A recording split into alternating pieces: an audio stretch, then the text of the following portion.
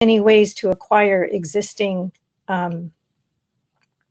cross-cultural experiences. So I'm going to be using these interchangeably. And I'm going to spend the first part of the webinar explaining what the research was that led me to this strategy that I'm going to share with you today that you can use in your work moving forward. I'm going to share a couple real life scenarios. And I also am going to share some quotes and examples from people that were part of my research. And at the end, I'm going to summarize everything with 3 sort of most powerful best practices to use. But throughout the webinar, you should be able to collect best practices for yourself. And as Holly said, you will receive a PDF of this, not exactly what the PowerPoint is, but definitely the content. So first, I just want to air some assumptions, being a good interculturalist, that thank you very much to SIETAR USA for allowing me this opportunity to share and talk about this knowledge with you. I do assume that most of you are interested in intercultural education, training, and research, that you're coaches, consultants, trainers, facilitators, educators, diversity and inclusion specialists, global leaders, and adult third culture kids yourselves, or people with a multicultural background yourselves. So if there is anybody missing from these descriptions that has joined us in the webinar, please share that. And Holly, if you could let me know what those are. I've actually unmuted everyone, so if anybody would like to say something, please go right ahead.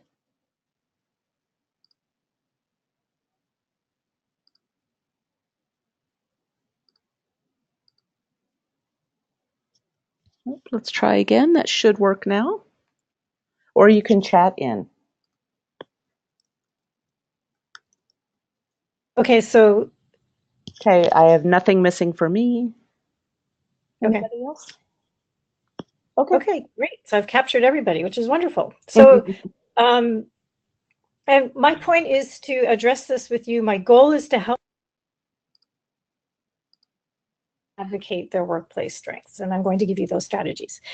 So, I also just want to explain that I'm going to be using the terms third culture kid, CCK, meaning cross-cultural kid,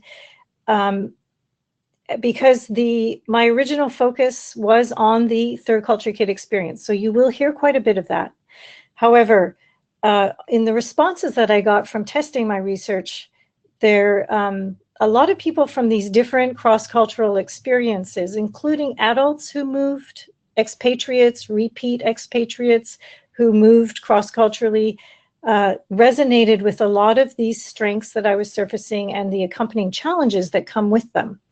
So for our purposes today, I'm going to group all these in the term multiculturals. So when you hear that, I'm grouping everything together, and I'm keeping this fairly broad for today's purposes, even though in my research, I have a lot more detail on the actual third culture kid experience. So let's launch right into an example of an individual with a globally mobile childhood. Her name is Susan.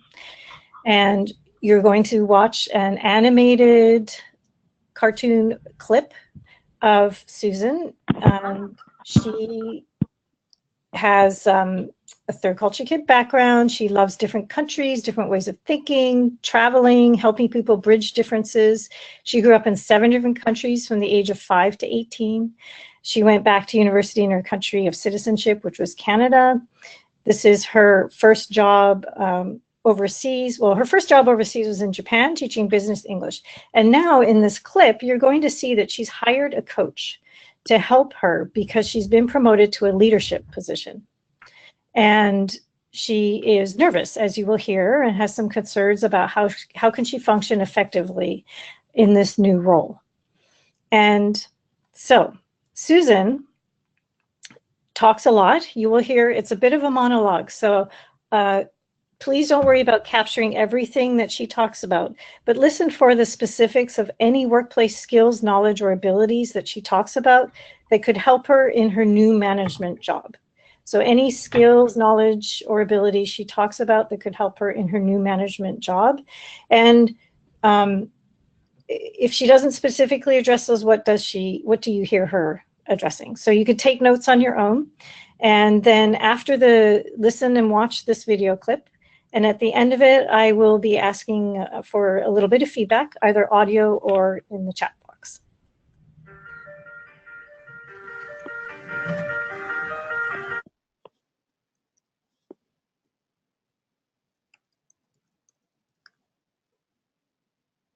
Susan, tell me about your upcoming assignment. Sure. Well, I'm heading to Japan to take a position as the Director of Personnel for a company called GOA. We provide business English training services for Japanese multinational companies. I'll be hiring, training, developing, and supervising about 30 to 50 full-time foreign teaching staff. They'll be native English speakers coming from Canada, New Zealand, Australia, the UK, and the USA. I'll also be working closely with the Japanese owner, and I'll be supported by a Japanese director of client liaison.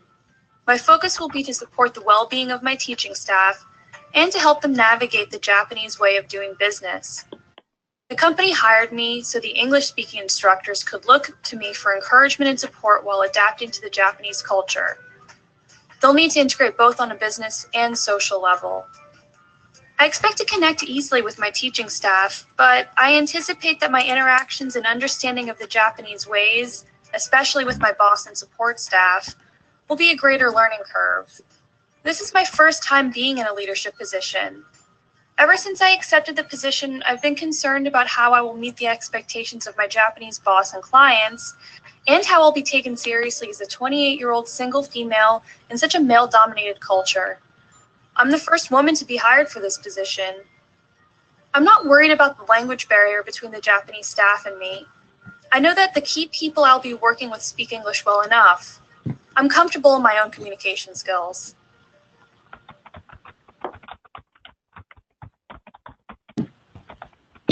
Okay, so did she identify workplace strengths that will help her? What was your impression of that? If you could actually, in this case, just use the chat box. And Holly, if you could share any information that you're collecting. And while people are typing, before I get your input, I'm going to put down what I identified as her workplace strengths and see how much it resonates with what people are coming up with as well. Okay. I felt that she talked about the scope of the job and some strengths like communication skills. She talked about concerns, but she really didn't identify many prior experiences as strengths in her new role. She did not seem to know how to highlight her skills and abilities. She didn't seem lost about it, but she just really didn't seem to have any clue about bringing in her background to the conversation. What are you reading on the, Okay, Jody, can you hear me? Yes. All right, so here are several of the comments. She seems very thoughtful and well prepared. Self-awareness plus curiosity about Japanese business culture. She's comfortable with her communication skills. She's supportive and encouraging. She has the bridging skills to encourage teachers. That's a strength. So several comments. Okay, great. So she did highlight some of it, but honestly, knowing what I know now, she could do better. So let's put yourselves in the position now of being her coach, because she's opened up some of what she has. But if you were an executive coach with her, and you know she's lived in different countries, and I know many of you haven't already have an established cross-cultural background and knowledge, what would you encourage her to leverage as strengths in her new job? If you could put just some one-word or two-word examples in the chat screen, what would you encourage her to leverage as strengths in her new job, knowing what her background could be? Okay, I see ability to enter a new culture, observe, learn the norms, how to deal with ambiguity, deep listening, learn or speak Japanese, so use her linguistic skills, adaptability, emotional resiliency. Great. Okay. Yeah, and flexible, problem solving. So lots of good words there. Excellent. Right. So I already anticipated that you would have a lot of those on here. And I've captured them as well. So how do we know all this? Well, we know it either instinctively through our own abilities, we know it through research, etc. How did I come up with this? I realized when I was researching what makes a successful global leader, that what they were focusing on is exactly these kinds of strengths and skills. And I had never thought as a third culture kid to highlight these skills, but I was very drawn to them because, as you've all highlighted, these are things that somebody can draw on who already has an existing cross-cultural background. I also, read a lot about successful expatriates. What makes a successful expatriate? Because it's not an easy thing to do necessarily to be able to work overseas and thrive and adapt and adjust to new environments. So there was a lot of research in this area on the strengths and characteristics and traits that make a successful global leader or a successful expatriate. And I'm reading all these and I'm thinking, but I know I have some of these instinctively. I know I've developed them already. And all this research is about developing these skills because companies were sending people overseas and there were a lot of failures or a lot of unsuccessful or underperforming ventures out there. And I'm thinking, well, that's really interesting. And to highlight, so a lot of businesses were reaching out to universities and academics and business schools to try and help them figure out, how do I select somebody who will be more successful, has more likely chance of being successful overseas than somebody else? And people have developed wonderful assessments to measure these things, to help others make these decisions, or to help individuals make these decisions. You just have to Google, which I did a couple of days ago for this seminar, companies need global leadership, and look at what comes up. Urgent need to develop global leaders, 6 competencies, a new era for global leadership development. And the last one down the bottom, why aren't we developing more global leaders? And I'm sitting here thinking, but we already have a lot of global leader potential in this in this pool of people who've grown up globally or who have cross cultures already in their prior experience of their life somehow. And so where is that information? Where can I find this overlap? So I read more about successful global leadership skills, and I read more about successful expatriates. And then I started looking at, okay, what information is there out there on existing multicultural backgrounds that overlaps with all these skills? What is something that can highlight that overlap? And the result was really not much. There really wasn't much linking all 3 of these. So I found that a really strong curiosity and also a need to research. So how I started thinking, how could I connect globally talented people to these skills? Because if I'm someone who had never connected these, I knew I wasn't the only one, because I didn't even know about the term third culture kid until I was in my 30s. So I knew I wasn't alone out there. So what I did is I chose, I had exposure to the COSI group intercultural assessment tools. And there are many different intercultural assessment tools out there that can assess these specific skills. I chose these ones because I knew that they're in the way that they developed this scale. They looked at what makes a good global leader, what makes successful expatriates, and mishmashed them together into these most important skills and strengths, narrowed it down in the IES, the one on the left, Intercultural Effectiveness Scale, into 9 key ones. And as a global leader on the right, they had many more of them, 15 or 16. I chose the IES. I did a small research project on 17 TCKs. I wanted people who had the advantage of being older, working adults, 35 plus, so they could see where they measured in this tool. And what was my result? As suspected, 30% of them had globalist profiles. And in the IES tool, a globalist profile is a profile that is actually less common. Out of all the people that have taken that assessment, they've found that this profile where you're high in all these skills and strengths is a less common one. It measures your intercultural and your interpersonal engagement. It measures your hardiness. It measures your continuous learning. And to have someone high in all those areas is actually relatively rare.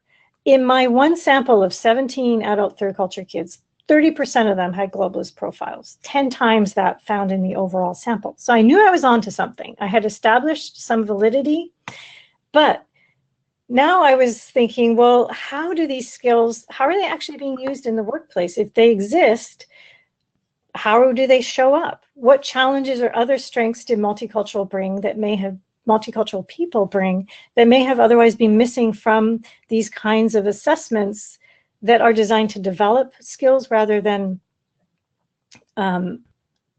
look at the multicultural background per se.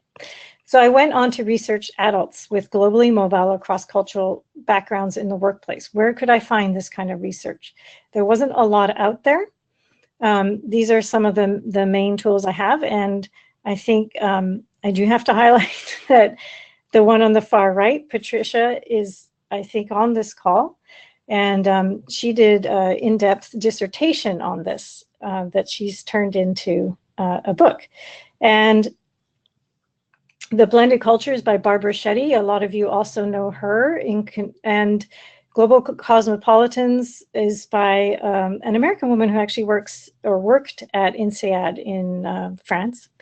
Third Culture Kids is still sort of the key seminar book on the affect of being a third culture kid.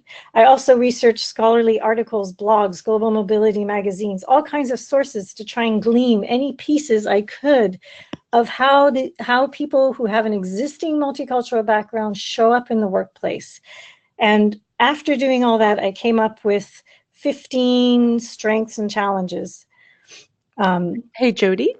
Yes. Quick question. How long did the research take, and where were most of your candidates from? For that, so for this particular research, it took me quite a long time, and it culminated in a capstone thesis. So for the final product, I had 12 research subjects give me their input on what I came up with. It took me many months, but I was not doing this full time, so it's hard for me to quantify it in one succinct number. Mm-hmm. And where it does. And where were your individuals from? So I have my own network because I grew up this way. I have lots of friends who are third culture kids. I reached out to them. So I grew up partly in Asia. So I had a mix of people who had Asian TCK experiences and more Western TCK experiences, which is important actually because a lot of the current research is predominantly from a Western point of view. And I really wanted some of the more Asian or other experiences, but I just happened to be tapped into Asian networks, Asian TCK networks. Thank you.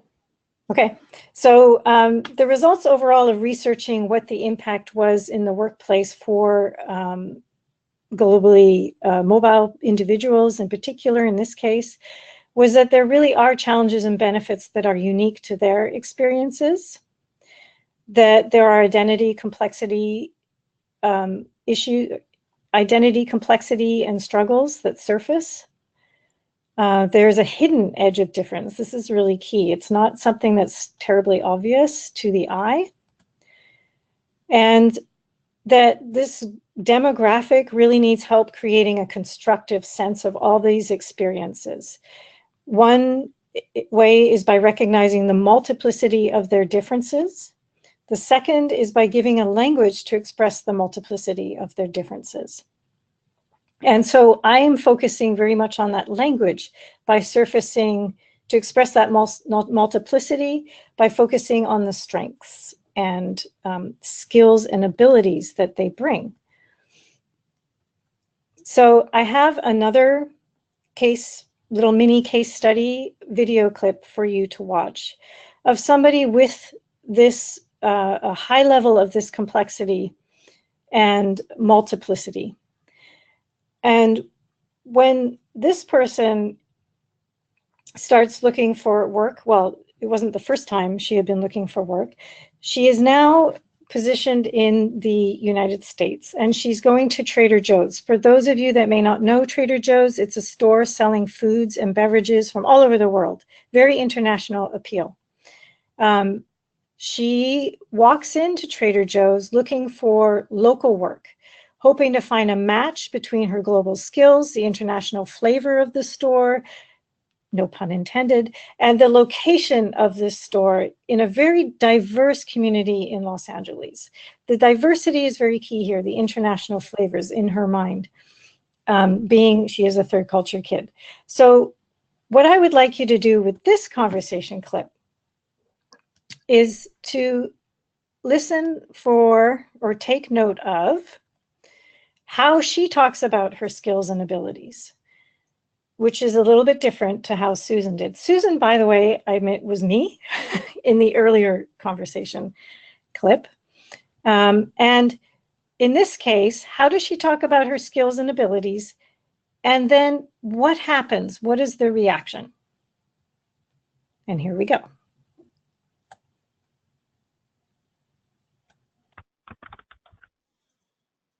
Hi, my name is Cookie Fisher. I'm a third culture kid. I grew up in the Netherlands, Belgium, Switzerland, Peru, and as an adult, I lived in China, Japan, all over Asia, Israel, and several other countries. After 24 years abroad, I decided, well, it wasn't my decision, but I came back to the United States, where I'd lived also as a child.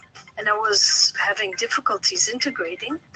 And one day I go to Trader Joe's and I see a woman smoking outside.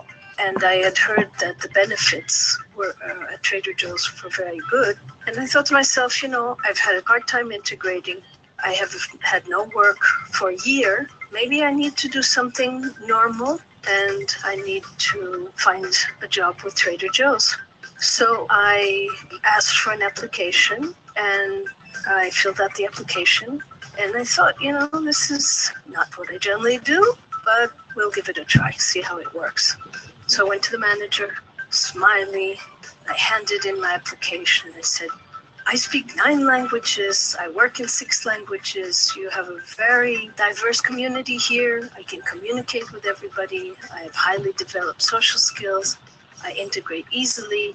I can help you with your marketing and help you with your sales. And he was listening to me all. Oop, the sound has gone out, Jody. But can you stack cans? Back up.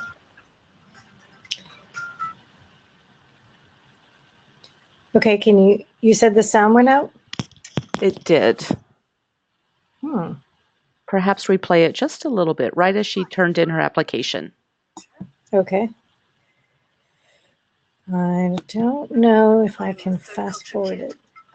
I'm going to replay it, sorry. That's fine. Peru, and as an adult, I lived in China, Japan, all over Asia, Israel, and several other countries. After 24 years abroad, I decided, well, it wasn't my decision, but I came back to the United States, where I'd lived also as a child. And I was having difficulties integrating. And one day I go to Trader Joe's and I see a woman smoking outside. And I had heard that the benefits were at Trader Joe's were very good. And I thought to myself, you know, I've had a hard time integrating. I have had no work for a year. Maybe I need to do something normal and I need to find a job with Trader Joe's. So I asked for an application and I filled out the application. And I thought, you know, this is not what I generally do, but we'll give it a try, see how it works. So I went to the manager, smiley. I handed in my application. I said, I speak 9 languages. I work in 6 languages. You have a very diverse community here. I can communicate with everybody. I have highly developed social skills. I integrate easily. I can help you with your marketing and help you with your sales. And he was listening to me all this time, and he was smiling. He gave me this big smile, and he said, "Oh, this is great, but can you stack cans?" I just started to laugh. And I left there smiling, thinking, here I'm this third culture kid, lived all over the world. I don't know if I can stack cans, can I?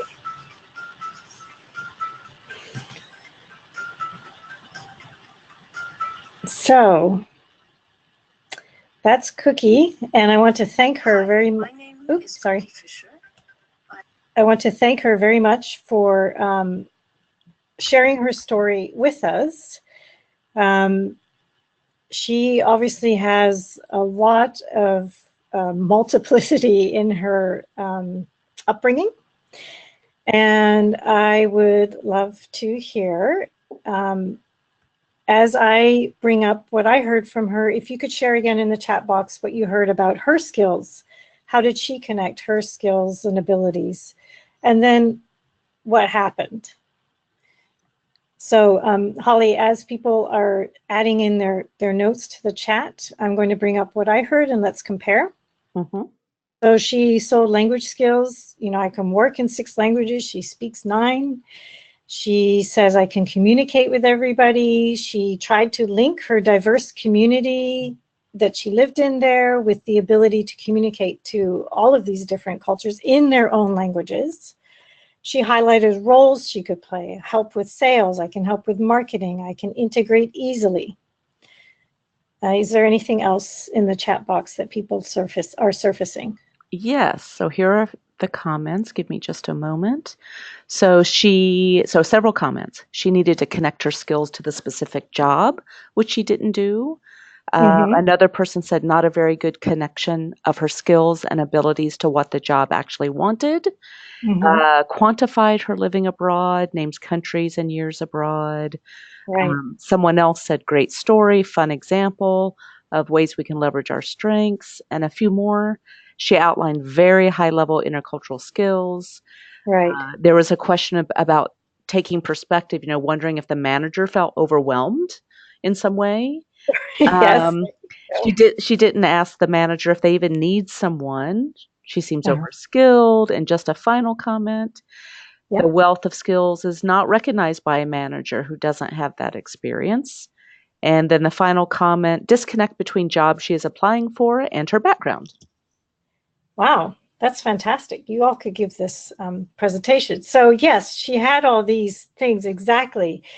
So in the end, especially with that final comment about the disconnect, she obviously realized she had to find a better fit with the response she got. She had so much to offer and she was so excited about the ways that she could offer it, but the fit wasn't there. And she realized that herself by saying, as I walked out, I realized, can I stack cans with all that experience? That's not even what I want to do. So here's the thing. There is a disconnection. There was a mismatch in that example. It's an extreme example, but I wanted to highlight this disconnect and mismatch. Because the truth is, some people with a multiplicity of cultural and lingual experiences, they really don't know what to focus on. They don't know how to leverage implicitly learned strengths, knowledge, and abilities. They often are misjudged, misunderstood, underappreciated. They don't know how to capitalize on being a TCK or international or globally minded on a resume in interviews on career paths. Sometimes people do, but there are a large number of people out there who don't. And it's the research I did from getting the hindsight of 35-plus-year-old adult TCKs, they often said they struggled with a lot of things in their 20s and early 30s as they were going into the workplace. Why does this happen? Multiculturals tend to think of some of their developed skills are nothing special because they learn them so, they have to survive, they have to figure out how to get by, they just do it. And they kind of think, well, everybody's learned these skills. Not true, but it's an implicit part of learning them. Many have not connected or translated cross-cultural experiences in a meaningful way to people who do not share that background, which some of you have already surfaced as well. Their strengths can be so high and the complexity of their thinking worldview so strong, they frankly put people off. Or they overwhelm them, which was somebody mentioned in the chat. And then they often look in the wrong places. So how do we manage this? These are some of the strategies I'm going to start surfacing now. Looking in the wrong place, first you should really help them look inside themselves. Or if you are a third culture kid, you should be looking inside yourself first. If you can surface what's inside and what gifts you have in a way that makes sense to somebody else, then you can find a better fit and a better role. So I suggest using existing tools to help them assess their global leadership and intercultural strengths. The research is already done. The value is already established. They are highly relevant 21st century workplace skills. But I do caution that these tools don't address the full complexity of many multicultural experiences in the workplace, right? So that's what I tried to bring together with the extra research that I did. However, those tools are a great starting point. My second point is to really focus on behavioral descriptions. Okay, what do I mean by that? Behavioral descriptions are, and I will give you many of these examples coming up, but they allow people to describe, rather than giving one word, I'm open-minded, I'm global, I can do, you know, I can integrate, I can do this. It's describing how to help solve problems in a behavioral description that is a key to passing on the ability to operationalize and impress the value of your skill to others. It helps translate experiences into value added to them, to their situation. But it also surfaces potential negative patterns and reactions that have come out of these experiences and then you can manage that better. Focusing on behavioral descriptions also, it deepens your self-awareness of what role you're really good at. It gives clarity into that effective role, and it uplifts and inspires people. And I know this from the research that I've done. So here's an example of behavioral descriptions that I've taken from the IES. Hey, Jody. This was one of the, yes? Could you enlarge your screen? It's a little small. Well, I know it's very fuzzy. So what I did was I've highlighted one or two of these. Perfect, thank you. To help people. I don't want you to read the whole thing, but I just want you to know what a behavioral description is, right? So in a competency rubric, when a company, for example, is looking for certain behaviors, they often have these ideas of what they're looking for in someone. For example, they want someone who's good at, you know, has self-awareness or has a global mindset. So they pop out these buzzwords. But that's not really effective for you either to sell your skills, especially for people that aren't so sophisticated in their cross-cultural knowledge. So I would encourage you to help others. Don't just say, I have a global mindset or I'm open-minded. Instead, I would encourage you to say, I stay current on world and international events. It is common for me to wait to understand a situation before making a judgment.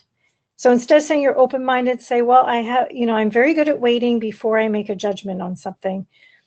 And you could say both of them, but make sure that you bring in that behavioral description. So here's a highlight of one strength I can give you. I have 3 of these, and then I will show you how they play out in the workplace. My ability to see someone's worldview or points of view from their perspective enables more realistic, applicable, and insightful solutions to challenges or problems. This enables me to establish trusting relationships. Boom! Now you've conveyed your added value to someone. They get it. Rather than just saying, oh, I have a worldview. It doesn't convey what you can really help somebody solve or do. Here's an example. People often call themselves bridge builders. They have empathy. They can be useful in international business, etc. But if you focus on those behavioral descriptions, you will convey that in a much more powerful and impactful way. Here's an example of what somebody in my research, when they responded to how well do you resonate with this strength, they said, oh yes, I do think I am able to foster intercultural relationships. I am blessed to be in a workplace with many colleagues who are bilingual, bicultural, and it's a very comfortable place. So not everybody's going to be comfortable in that kind of space. Not everybody's going to know how to reach out to others who are that different than them. But this is a strength and value that a multicultural person can really bring to the workplace. Here's another one. I know how to work hard to achieve and find ways to overcome challenges in new and unfamiliar environments. I wish I could capture all your examples, because I'm sure that many of you are thinking, yes, this is true of me too. I do. Because you've had to overcome so much newness, and many multiculturals have had to overcome this already. So how does this play out in the workplace? From examples that I collected. Oh, I'm sorry, I have here buzzwords that people use, that this shows you're adaptable, resourceful, but the behavioral description conveys it in a much more powerful way. Right? Here's an example. This person, OMG, absolutely. When I asked him, do you resonate with this strength? I know I can do anything I put my mind to and do it well and quickly. The international school he went to, he said, it gave me knowledge of the world and comfort in moving through it. So this person already has developed these skills, and he's like, yes, that is me. This is how I am effective. I'm comfortable, I have knowledge. Here's another strength that people can convey. My ability to code switch and or know language helps avoid mistakes in translation and communicates not only effective words, but also a better cultural approach in which to brand or influence or create or motivate others. So instead of just saying, well, I speak several languages, this is what the gift of speaking several languages brings. This is the added value that you can use. Or instead of saying, oh, I have intercultural empathy, how does that help someone? So this behavioral description helps give you that platform to express it in a better way. And here's an example of how that plays out. This is a Asian a TCK with Korean American mixed background. I was just asked to help rebrand a Korean skincare line for the American market because they were impressed with how much I understood the nuances of language in relation to the mistakes on their information packages and catalogs. That skill also helped lock in a job I do twice yearly with a corporate fashion brand. So, on the flip side of that, I'm sorry, before I launch into the limitations and flip side of these strengths, does anyone have any questions about what I just showcased? Audio or chat? Okay. Nothing on the chat box. I will continue. So now there is a flip side, okay? So as in general in life, when you're very good at something, there's always some kind of flip side or downside to being so strong in something. Simply understanding a flip side to strengths enables better management of personal and professional challenges. And there's more understanding that equals more focus and direction for an individual. As illustrated, multicultural individuals can have a lot of complexity that is hard to relate to because of their multicultural and or mobile footprint, and their ability or strength is often misunderstood. If you can help people see how they're misunderstood and that they can turn that misunderstanding into a strength, then they suddenly feel really empowered and inspired. So here's another example. Using this COSI tool, they have a column where they explain their behavioral descriptions in terms of an excessive use, right? This is the flip side of being really high in, for example, their self-awareness category, where if you're really good at self-awareness, you're aware of your own values, strengths, limitations, and behaviors, along with their impact on others. You continually evaluate yourself and your own impact. So this is something that is a strength that multicultural can sell. On the other hand, if you're really good at this, you can also overanalyze your own behavior to the extent of becoming almost paralyzed and afraid to act. You may behave in a stilted or cautious manner rather than acting naturally or genuinely. Can anyone resonate with that? I know I could, because I knew so aware of, that I could be making a mistake here, or I could be misinterpreting something, that I actually had this paralysis through analysis going on. Once I realized, oh, that's not just an oddity of me, this is something that comes out of being really good at something, I can now manage that better. And I can realize when I'm getting into that situation and stop myself. Jody, one of the comments we're hearing is that one of our attendees is having, quote, having these kinds of conversations with 50-plus-year-olds with tons of experience who still don't know how to articulate their implicitly learned skills. So that connects very nicely with this point. Perfect. Yes, thank you. So I have 3 more examples of this sort of I call it a limitation or perceived weakness, because often it's how these multicultural people are perceived that creates a sort of self-narrative of limitation. But if we look at it through this lens, we can help them manage it better and turn it around on others. So when we have this strength of my ability to see someone's worldview or points of view from their perspective enables more realistic, applicable, and insightful solutions to challenges or problems. This is a strength we've already seen. What is the flip side of that? Okay, it can come across as too focused on consensus or too slow to action. And you may always be perceived as an outsider. So I asked, how well does this challenge resonate with you? And I had several examples. Here's one of someone who is also actually a Korean, he's a Korean TCK, nothing to do with the United States. He was working and living in Korea most of his working life after his TCK life.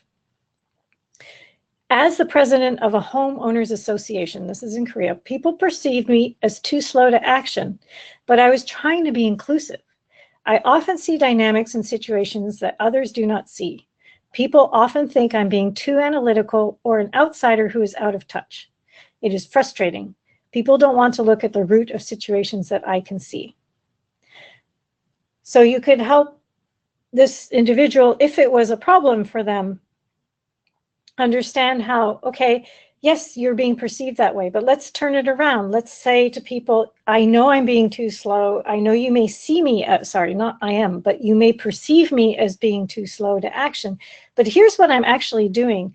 And I believe that if I get all these different perspectives from people, because I can tell that they have them, then we will come up with a more effective solution. So give me the gift of time and we'll get a better solution and see if that works. Jody? Yes. We have people chatting that they've had the same experience as your own. And I'll just share very briefly that I had a supervisor at one time see me describe the same topic differently to different people. And she blamed me for not sending the right message, that there's one message, only one way to share it. So, wow. So many of us on this webinar have lived what you're describing. That's fantastic. Yeah, exactly. And it's kind of shocking on the one sense, and sometimes you feel like you're completely alone, like, whoa, am I wrong?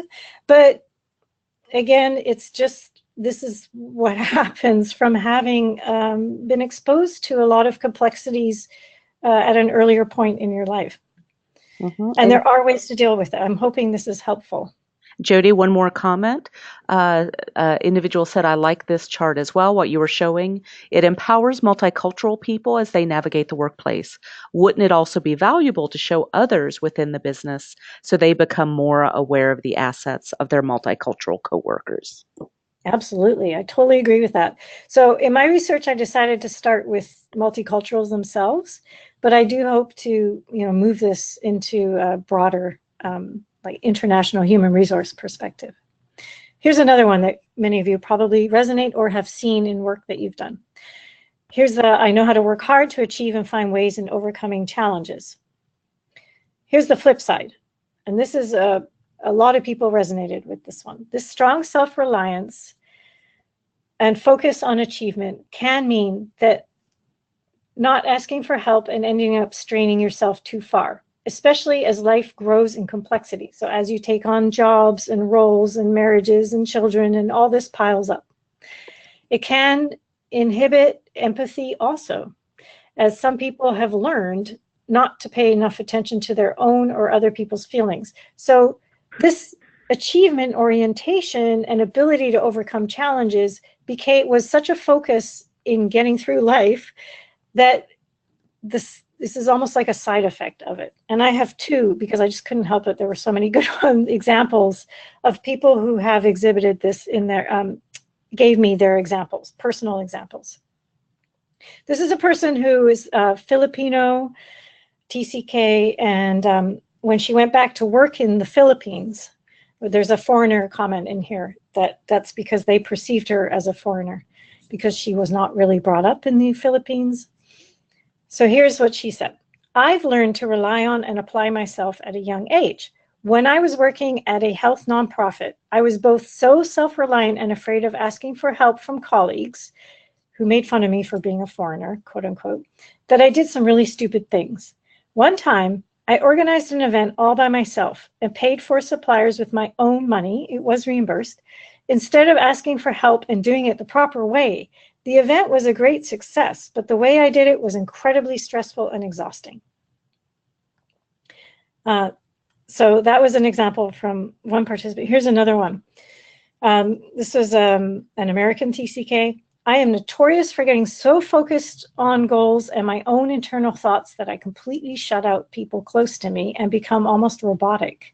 It's extremely hard for me to ask for help. And he gives an example of in university there. He never, ever went to a professor. So that's a real downside. If you can't ask for help, and these two examples exemplify how that can work against you, that strength can work against you in the workplace. And here's the last one. Oh no, second to last. Seeing change as an opportunity. Okay, not everybody does. So this is a strength. And even as a driver to adjust quickly to new environments and to seek them out.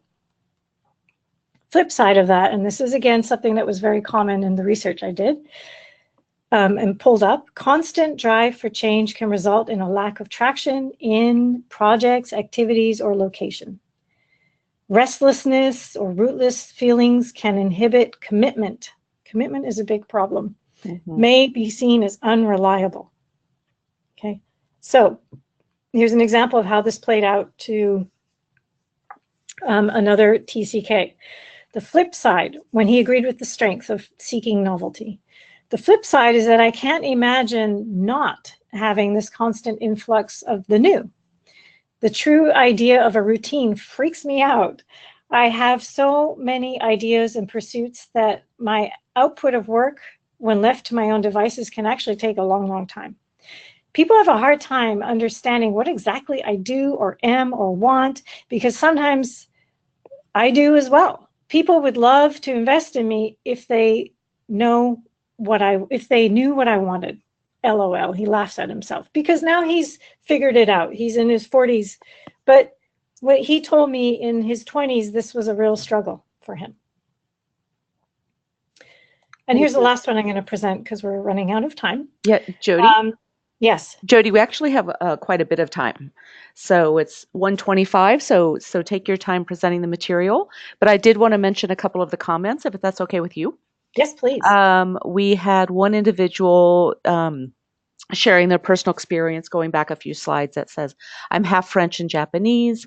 In France, I was often seen as someone who's without personality because I was too quiet or listening to others rather than speaking. So some resonance there.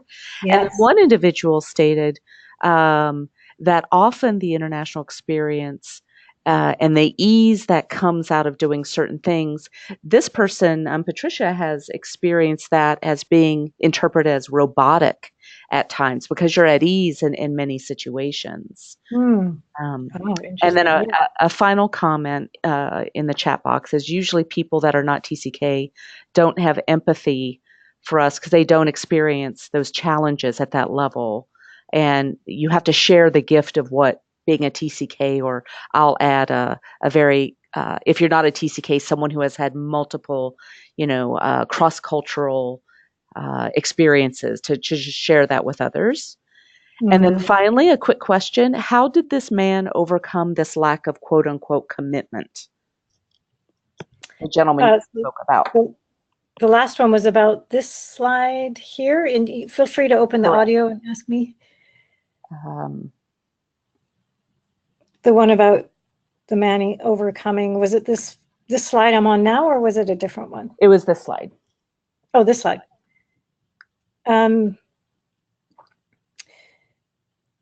He finally accepted that this is part of who he is.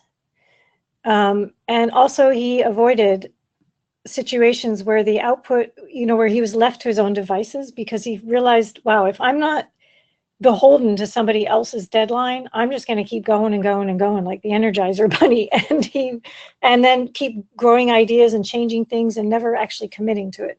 So he actually tried to focus more on being more other people's deadlines, because he could meet those more than he could meet his own, because he would just be subject to his own brain otherwise, and his own constant flux. But the rootlessness, restlessness is something that TCKs in particular have to, it's just constant, and they just have to learn to manage it. I don't know how he managed that part of it. Okay. I hope that answers the question. Okay, so then here's another one that I just flip-sided more directly. The strength is that you tend to be highly attuned to how people might feel in unfamiliar, new, or in different environments. This enables me to take an inclusive approach to others and listen and respond with empathy. So this is a behavioral way to describe to someone your added value as a strength. It's a gift that you have. But the personal or professional perceived weakness. So the other thing I found with the challenges that I proposed from the research that I did was that some people said, this is hard to answer, because I was asking them to focus on the workplace, how these things played out in the workplace. But they said sometimes this is very personal. And so the challenge is personal and professional. So it's really hard to separate those two sometimes. And if you feel that way, then embrace it, because you're not alone. At times, this ability of the empathy and inclusion can be perceived as intrusive or too personal. Right? You get too direct, too in tune, and people aren't used to that. It may drain you over time if you have trouble setting your own boundaries, because you're constantly responding to and meeting other people's needs. It's like compassion fatigue is a term I've heard used in psychology, and can relate. Well, a lot of adult third culture kids tend to do this. They're so good at reading people and reaching out to other people and understanding their needs that they sometimes haven't even learned what their own needs are. That's another problem that I've surfaced somewhere else, that's not in here, but it is something I surfaced. And that also they're just not very good at setting their own boundaries. So that, again, if you dig down into that level of self-awareness and look at it through this lens of strength and flip side to that strength, how you actually come across to others, then you can manage it better. So I'm going to summarize all of this into my idea of the best practices, the 3 most powerful changes that you can make for yourself or encourage others to make. First, and some of you addressed this in the chat box, get individuals to start talking about themselves and their added value in the workplace in behavioral terms. Help them make the implicit explicit. That is something I learned from I've heard quoted from David Pollock. He's one of the authors of the Third Culture Kid Growing Up Among Worlds book. He's since sadly passed away, but he said this to somebody who passed it on to me in a seminar that they went to, that he was a missionary he worked in the missionary world, and he helped support missionary kids who also have traveled around the world, growing up in many different cultures. And he wanted to help them make what they learned implicitly or what they felt implicitly become explicit. Number two, you can help them understand commonly held negative perceptions, misunderstandings, or misappropriations of this high mobility and multicultural experiences. Help people understand that these misperceptions exist, and then find out what each of those are for each individual. I came up with 15 of these based on the research, and they're not very perfect. I am going to keep working on these, but not all of them are going to resonate with everybody, right? And they certainly didn't. However, the majority of them did. And even if there's only one piece of these strengths and flip sides that resonates with someone, it could be the most impactful change they make.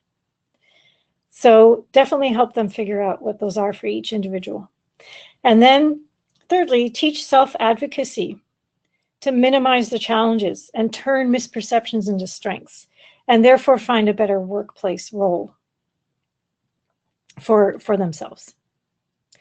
So with that, I kind of conclude my my ideas and strategies on how to turn multicultural experiences into workplace strengths and skills. And I'd like to give time to questions and answers. Well, I hopefully will give answers, and you have the questions. So I open it up to anybody. Holly, if there's any chat you want to bring up first, or people can unmute themselves and ask questions or give feedback. Absolutely. So first of all, thank you everyone for staying on. We understand that the website said that it was a 1-hour webinar. It was actually intended to be 1 hour of content, half hour of Q&A. So we may or may not use the full time until 2 p.m. Eastern. So Jody, one question from Adrienne is, Jody, what are some of the 15 misconceptions you identified in your work? So some of the ones I was highlighting were some of them, which are also identified in, and the reason why I was bringing up the IES is because that's what really allowed me to springboard into this behavioral description way of the strengths and how they play out. Some of those clearly overlap with third culture kid experiences, but some of the third culture kid experiences and the multicultural experiences as adults were not captured by that. So some of them I have already given you. Some of the other ones, so that are particular, I can give you an example. Okay, so this is something that surfaced in some really good research on multicultural managers in a very large multinational company in Europe. A woman did this study on how their workplace strengths play out. And one of the things that really surfaced in that, and then other pieces of research that people have done on global mindset, and Patricia Stokey, she's done a lot of this research. She did over 200. She had over 200 participants researching global mindset in adults. Was this a bit? So here's the ability. It's to be an outsider to fixed cultural rules. As an outsider to fixed cultural rules, I have the ability to, here's the strength I'm reading that I formulated out of this research. I have the ability to constructively join two or more sets of culturally different perspectives and ideas. I can perceive a certain cultural behavior as limiting or inhibiting a solution. My comfort with different cultural norms means I can take action that others might not have been comfortable with. And this gives very creative and innovative results. So, for example, as an outsider to fixed cultural rules, you have that flexibility where, especially if you can style switch, where you can, for example, if you're in a very hierarchical work situation, but you're used to going, not you're used to, but you know how to go directly to the source as well. And you're comfortable with a more equal approach in the workspace. Nobody around you, if they're in a very hierarchical society, is going to call up the boss and say, look, we're having a problem here, and I need you to do this to get it resolved faster, and we're under an intense deadline. They're not going to do that in a very hierarchical society. But because you have this ability to flex and code switch, and you're more comfortable making that call, you might be the one that makes that call and makes that change and delivers faster than somebody else. So, and that happened. That was one of the examples that surfaced, was somebody said, I just picked up the phone and I called this person. Everyone around me looked at me with shock. But I got the result I wanted. The boss was not offended because I was able to express what I needed and I was comfortable with it. So when I say as an outsider to fix cultural rules, you have the ability to join different sets of perspectives and ideas and behaviors and actions and actually use them to your advantage at times. It can backfire, but that's one example. I can't go through all 15 of them because it would take a long time.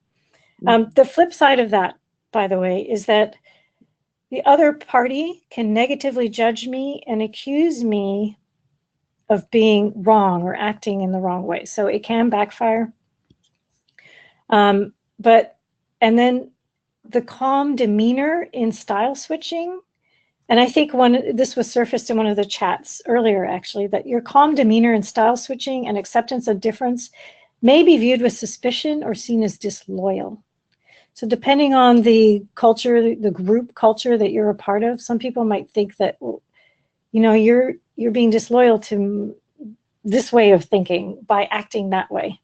And that can really negatively impact people. Jody, I've heard many people share that piece at SIETAR USA events and otherwise, so thank you for that. Another question we've had is an individual on the webinar who is not an expat or a TCK, but has worked for years as an ESL teacher and is looking into getting into cross-cultural training and that general field. Her question is, and it's a big question for all of us, is do you have to be an expat or TCK to be a successful global leader that you speak of? So that's a big question, but what's your feedback on that? Yes. So I'd hoped that I was trying to draw in people who don't have that necessary background, because you can develop it as an adult as well. And there are global leaders out there who became global leaders because really what it boils down to is having some kind of impactful experience, ideally during your developmental years, is what I've observed, that creates this ability to cross cultures effectively. And it can be any kind of minority experience. Could be religious. Somebody who is Jewish, brought up in a largely non-Jewish community, but the parents are Jewish and teaching them Jewish ways, but when they go out in society, that's not reflected anywhere, for example. Or somebody who grew up I've heard this exact example several times, somebody growing up on a farm, believe it or not, right? Because a farm life is completely different to a city life. And then they move to the city when they're older and they realize, oh my gosh, the way my life is structured, the way people think, there's no community, they don't rely on it. There's so many differences that they have to grapple with. And it's having that cognitive dissonance going on in your head and being able to overcome how to meld what you know with what you're now learning. If you can do that successfully, these are the kinds of people that really do a good job at being effective in working with difference. And that's really what it's all about. Any other comments or questions? Feel free to chat in or to speak. Yeah, unmute yourself. Hi, Jody. It's Patricia Coleman. How are you? Oh, hi. Good. It's great to hear you. I thought I was coming to bring in my expertise, and I'm taking so much so I can put myself out there to try to explain what it is that I do to others. But I want to share something. I'm going to call my mom. to say thank you to her for being the one planting that seed. My mom is from the deep country of France, in Brittany, Normandy area. Moved to Paris at the age of 16, then lived in Germany where she met my dad, and then moved to the Americas. Never had a college education and built a great international business. And I realized that it's exactly what you said, being in a rural area, moving to a city where she had to deal with, the African immigrants and the Muslim immigrants, and just embracing all of that. And that's what she passed on to me. Forget my degrees and everything else. So thank you. Thank you for wonderful. Thank you for joining and sharing that. That's a lot of people underestimate.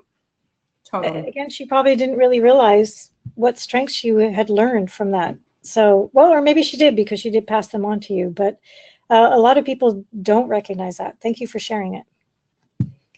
Any other questions or comments or feedback or stories that you'd like to share that fit?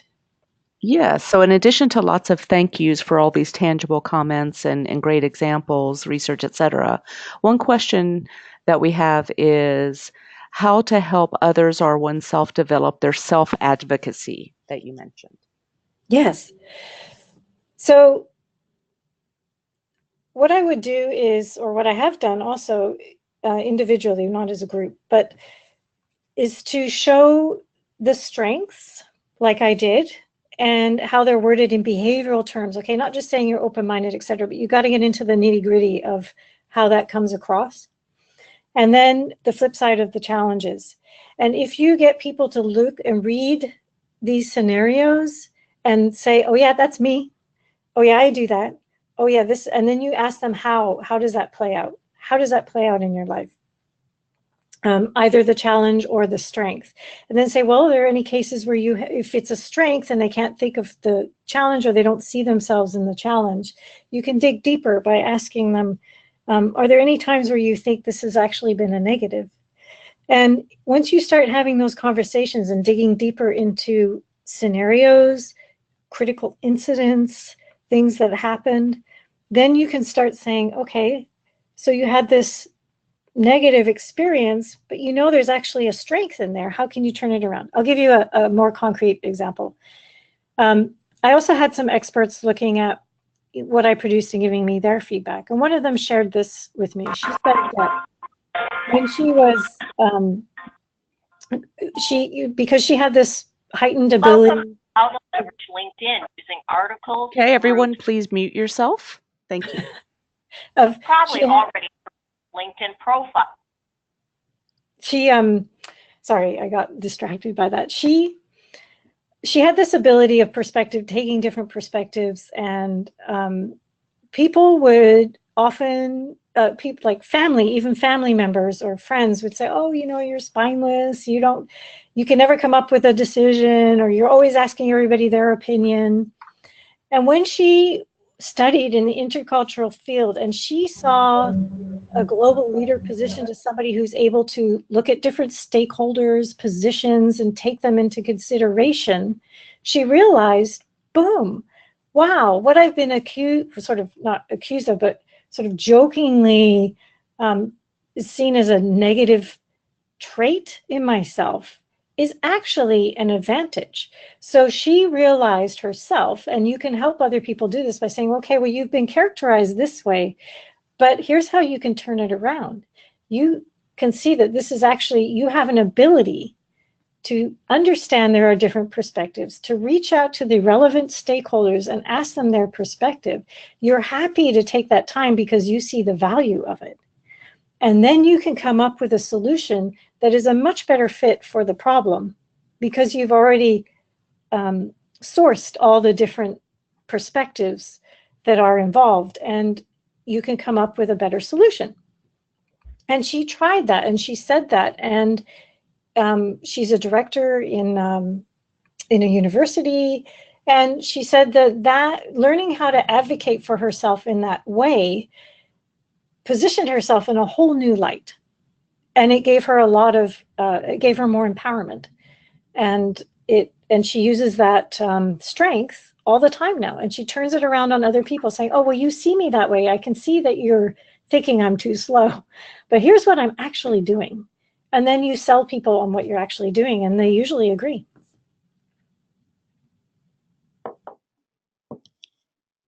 Thank you. Is there anything else in the No chat other- box? Is anyone on it? Yeah, go ahead. Any other comments, anyone?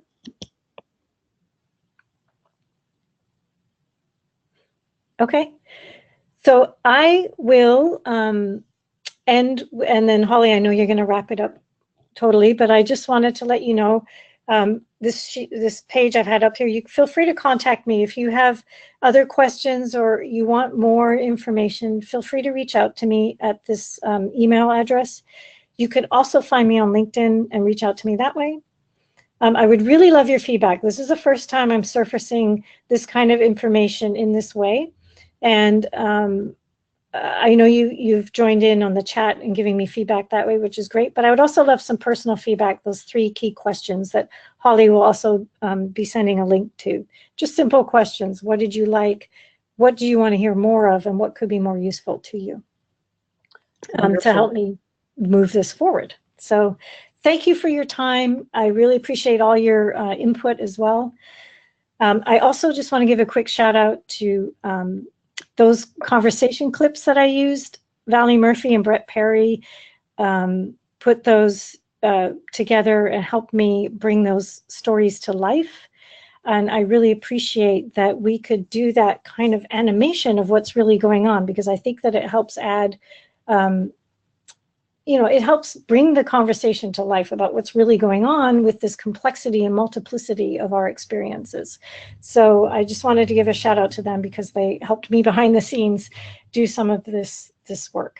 Mm-hmm. Thank you. And just based on the comments alone in the chat box, everyone has been very appreciative of this topic, Jody, and very responsive to this very important angle to the strengths you mentioned and how they can be seen as limitations and how you can make them strengths again.